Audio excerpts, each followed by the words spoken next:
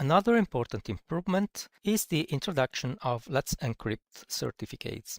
This function allows to automate the process of requesting and renewing a free SSL certificate for the Protector's administration interface issued by an official certification authority such as Let's Encrypt. The function is available in System SSL certificates.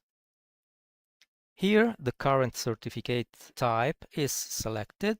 However, you can select Use a Let's Encrypt certificate if you want to create a new certificate for your unit. To add the certificate, you must first make sure that a domain name exists and corresponds to the IP address of your Protector unit, and the Protector unit itself is reachable from the internet on port 80.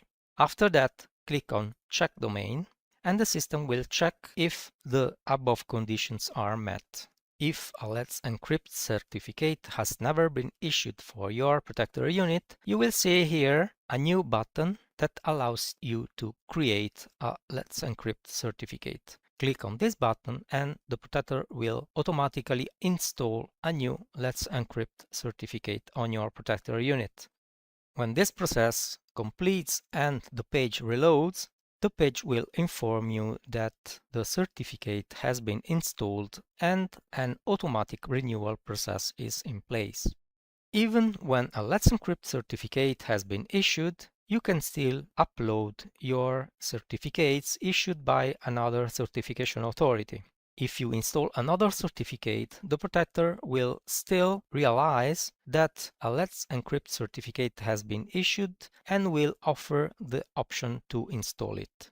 Manually forcing a certificate renewal is possible by clicking on the Renew Certificate button. However, this is not necessary because an automatic renewal process is in place. You can still renew your certificate if this is necessary. However, this action is discouraged by Let's Encrypt that allows a limited number of manual requests to their servers.